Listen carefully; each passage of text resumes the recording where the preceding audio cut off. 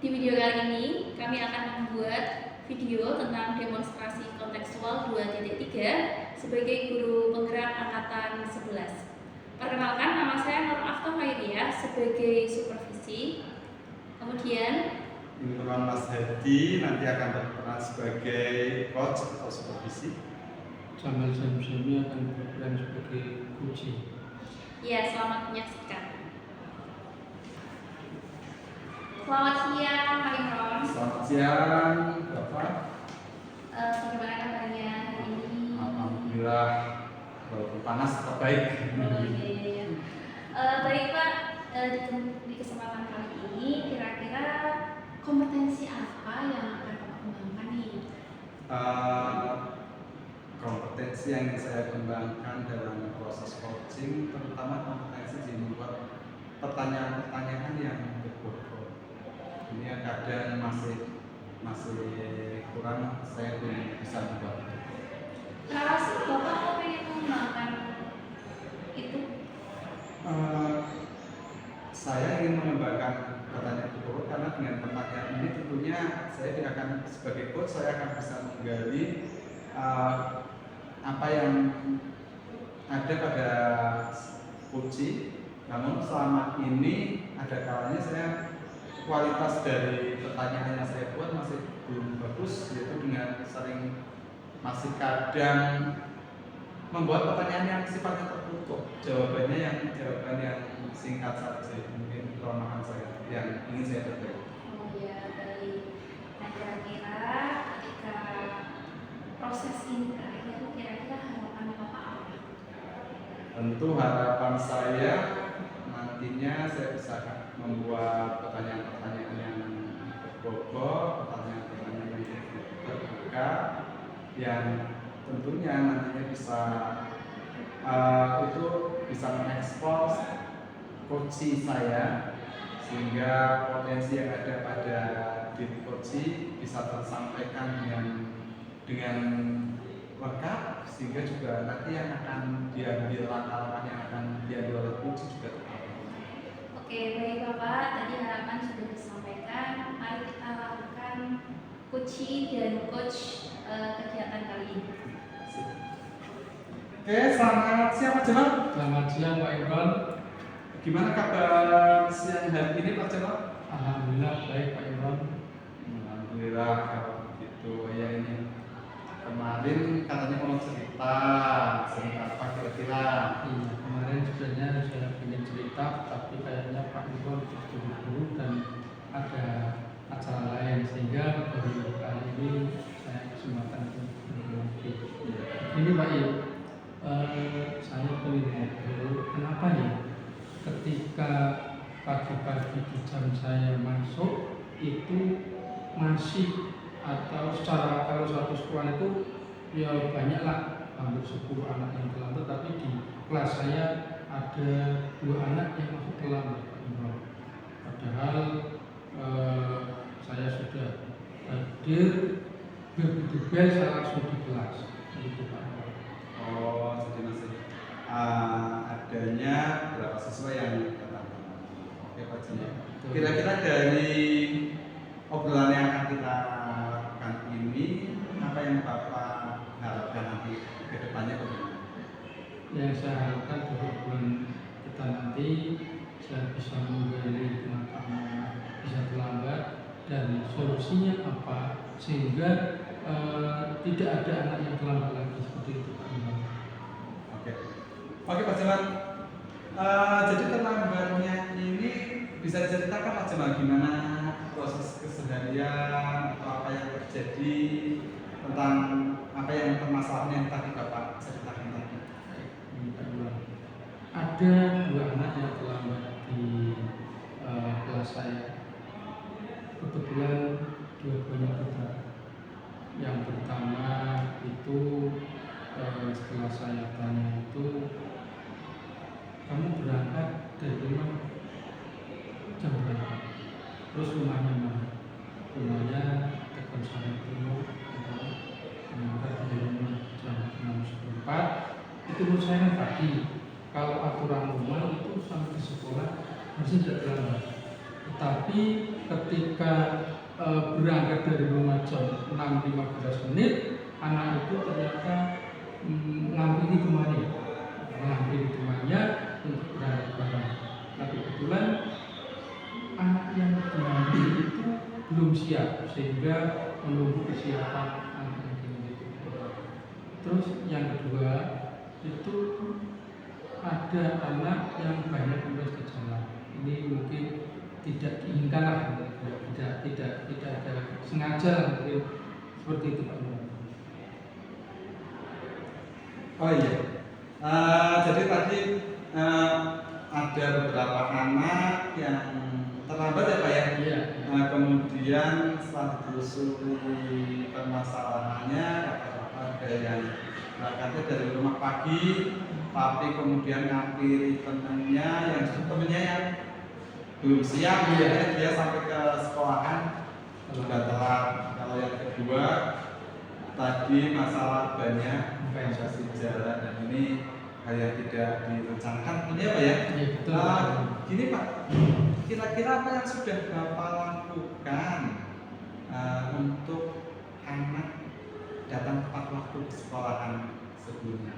Begini Pak, yang pertama yang terlambat karena menghampiri temannya, saya beri nasihat besok lagi kalau berangkat memang bareng teman itu bagus, tetapi ya situasi ketika sudah berangkat dari rumah jam 6 lebih kok menghampiri teman belum siap, ya harusnya berangkat sendiri teman tinggal saja sehingga anak itu tidak ikut terlambat.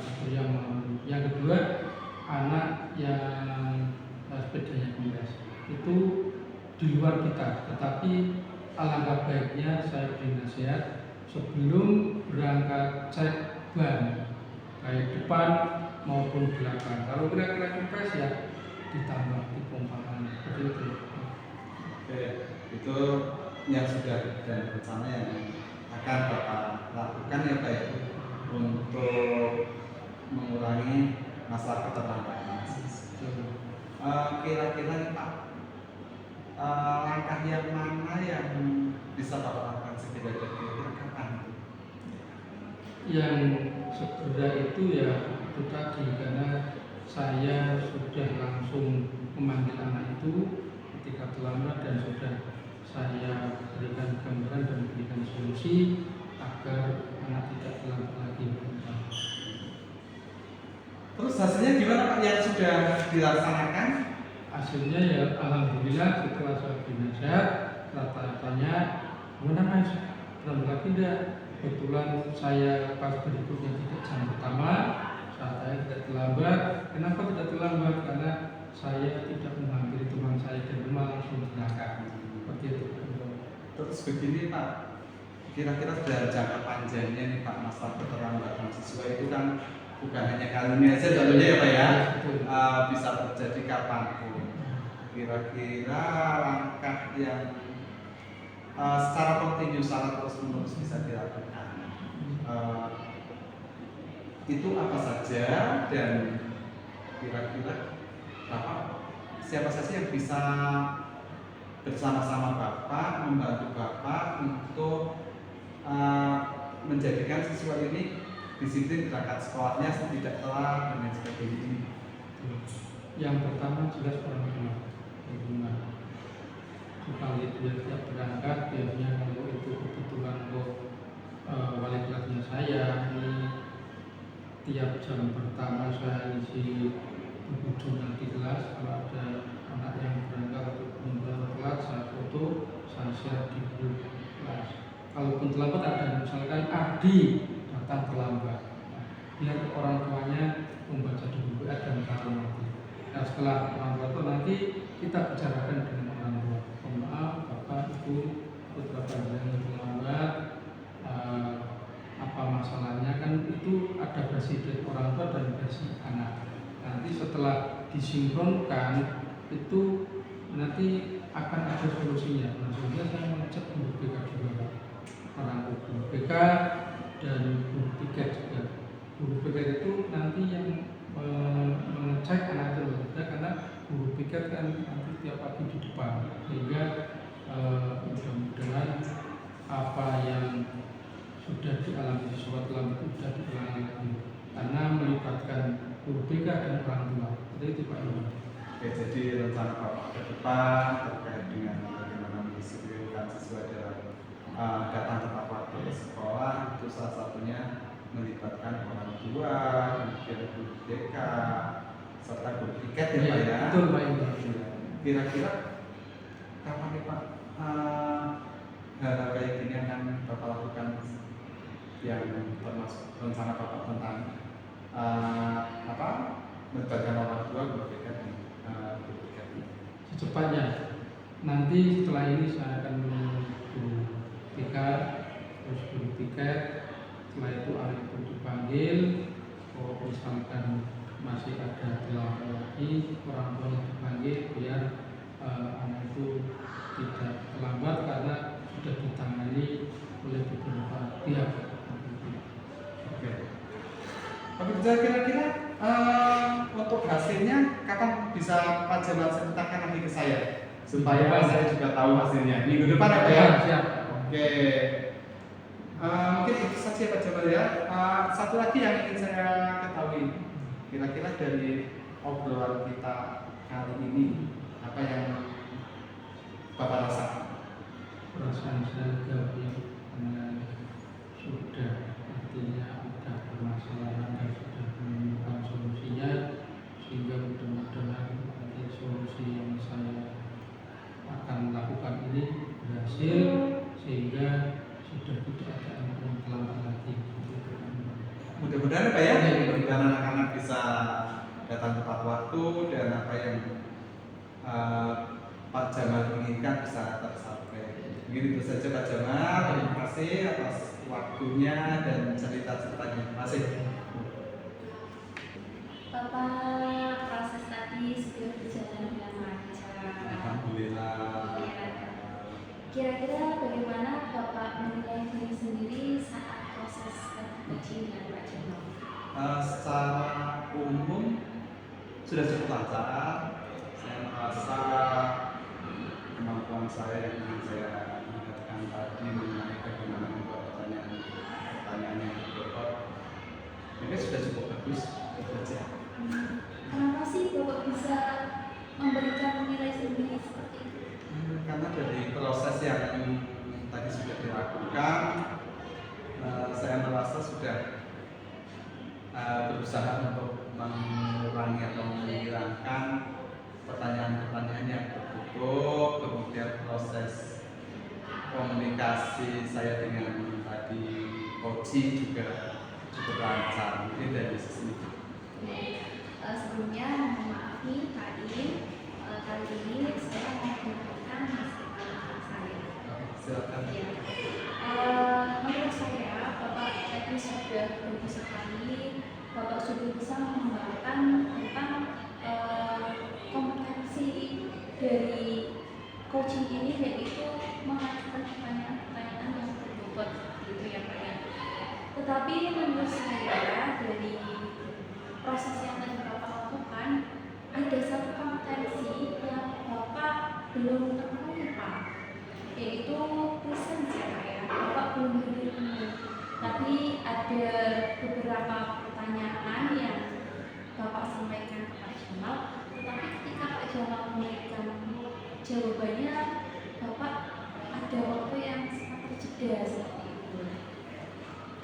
Kira-kira Bapak bagaimana mendengar penilaian saya? Ya betul, saya juga tadi merasa untuk kompetensi desain satu kehadiran penuh masih ada kekurangan saya di situ betul. Kira-kira ada tidak yang Bapak kembangkan? Saya akan berusaha untuk berlatih untuk membiasakan diri supaya kompetensi listening ini bisa saya tingkatkan betul.